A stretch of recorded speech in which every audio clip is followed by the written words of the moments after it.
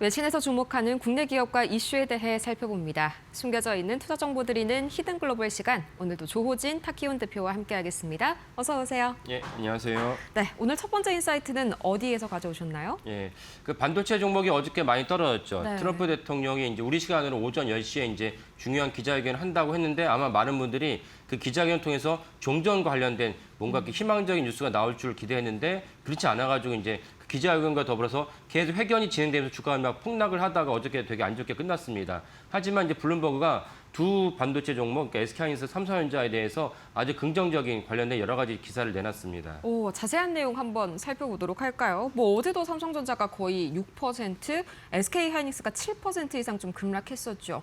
상당히 좀 이란 전쟁 때문에 3월 동안 고난의 행군을 겪었다, 이렇게 좀 표현을 해볼 수가 있겠는데 지난 한 달간 두 기업의 주가 상황 한번 체크를 해볼까요, 먼저? 예.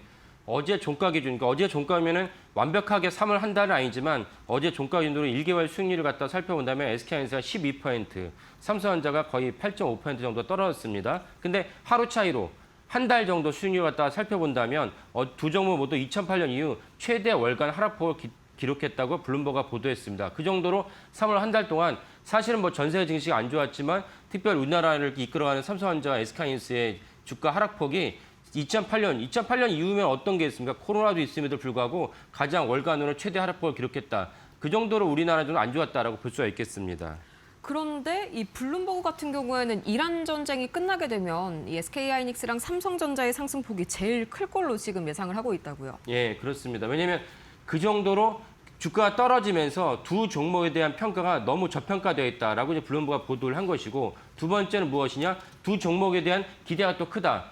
결국은 두 종목에 대한 전쟁이 만약 6개월 이상, 이번에 블룸버그 보도엔 그런 내용은 없지만 전쟁이 만약 6개월 이상 길어진다면 고유가가 이제 정착이 되고 안착이 되고, 그렇다면 인플레이션이 발생하고 인플레이션이 발생하면 동시에 가처분 소득이 줄어드니까 그러면 GDP가 내려갈 수밖에 없습니다. 이런 어떤 악순환이 생기는데 만약에 전쟁이 6개월 이상 지속되지 아니하고 제 생각은 한 4월 달 정도에는 마무리될 것 같습니다. 그렇다면 유가도 내려가고, 그랬을 때는 저평가된 종목을 부각될 수밖에 없는데 저평가된 두 종목 SK하이닉스, 삼성전자의 그 매력이 주목이 되고, 그러면 주가가 다시 우상향할 수밖에 없습니다. 그리고 우리가 우려했던 것은 아까 말씀드린 GDP가 내려갔을 때, 경기가 침체됐을 때 메모리 수요가 줄지 않았겠는가. 메모리가 줄고 동시에 그 6개 빅테크들의 KPX가 혹시라도 그들도 여력이 없어서 KPX가 줄지 않을까라는 우려가 있겠지만, 그런 우려가 4월 한 달 동안에 4월 말에 최대한 전쟁이 끝난다면 이런 우려가 다 없어집니다. 그러면 이제 아까 말씀 두 종목에 대한 저평가, 그리고 빅테크들의 메모리 투자가 계속 진행이 된다면 이 모든 것이 전쟁 이전으로 다시 복원이 됩니다. 그러면 두 종목에 대해서 저평가된 것을 시장에 주목하면 다시 올라갈 것으로 블룸버그는 보고 있습니다. 네, 이렇게 기업 가치도 상당히 좀 저평가가 되어 있지만 또 한편으로는 수급적인 측면에서도 상당히 좀 상승이 기대가 된다고 했다고요? 근거가 뭘까요? 예.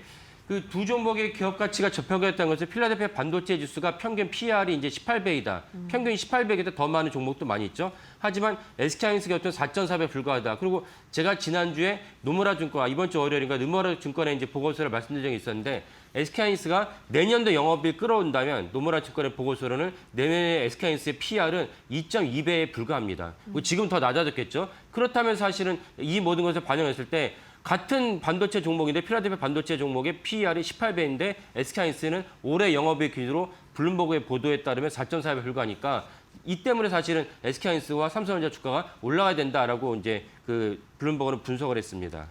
네, 특히나 또 이제 이 SK하이닉스 2배 레버리지 ETF에 테슬라랑 마이크로소프트보다도 더 많은 자금이 유입이 됐다고요? 예, 그 점이 참 눈에 띄는 대목인데, 블룸버그가 이제 준비한 차트를 본다면 SK하이닉스의 2배 레버리지, 2배 레버리지 어딨냐라고 하시는 분도 계시겠지만 홍콩 증시에 상장돼 있습니다. 2배 레버리지에 올해부터 블룸버그가 보도했던 이날까지 이제 전체적으로 그 기준을 살펴본다면 약 16억 달러의 자금이 유입됐습니다. 그 반면에 삼성전자 역시 이제 800만 달러, 그 다음에 테슬라랑 마이크로소프트에 유입된 자금은 이보다 훨씬 많습니다.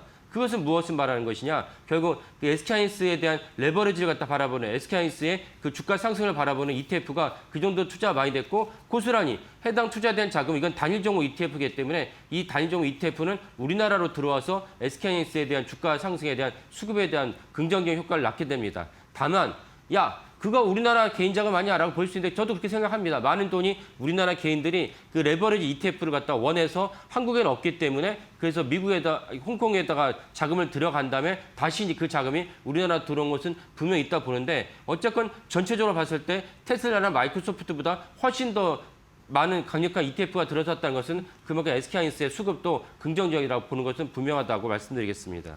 이 수급 상황을 보니까 굉장히 SK하이닉스에 대한 선호도가 강력하다는 걸 볼 수가 있네요. 뭐 실제로 PER 흐름으로 봐도 외인들이 유독 SK하이닉스를 삼성전자보다 더 선호하는 이유가 좀 보인다고요.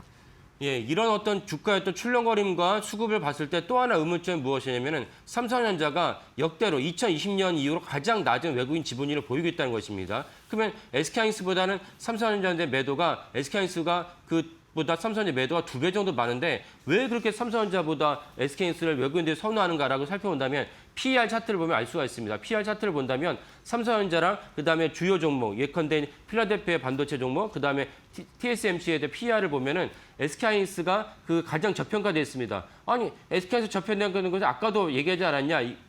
그렇게 말씀할 수 있는데 상대적으로 삼성전자 PER 격차가 확 줄었습니다. 확 줄었다는 것은 무엇이냐? 그만큼 외국인들 봤을 때는 SK하이닉스를 삼성전자보다 더 선호한다고 볼 수 있습니다. 왜 그러면 삼성전자 SK하이닉스를 더 선호하냐? 우리나라 대표 종목인 삼성전자에 대한 프리미엄이 상대적으로 희석이 됐다. 과거에는 한국하면 떠오르는 종목이 삼성전자였지만 이젠 그렇지 않다는 것을 외국인들이 그 PER 그 지표로도 알 수가 있습니다. 그래서 외국인들이 삼성전자에 대한 지분율이 역대적으로 줄었다고 볼 수 있고 또 하나 왜 삼성전자보다 SK하이닉스를 선호하냐? H뱅 경쟁력이 삼성전자보다 SK하이닉스다. 같은 디램, 레가시 디램 입장에서는 삼성전자, SK하이닉스가 똑같지만 핵심으로 볼 수 있는 H뱅만 본다면 SK하이닉스가 삼성전자보다 더 경쟁이 우월하다는 것이 PER 격차로 볼 수 있습니다. 여기에 또 다른 수급을 바라본다면 SK하이닉스가 올해 ADR 상장을 갖다 가시화하겠다고 분명히 얘기했죠. 이 점도 외국인 입장에서는 되게 반가운 뉴스입니다. 삼성전자는 제가 이번에 말씀드렸지만 아직은 ADR 상장에 대한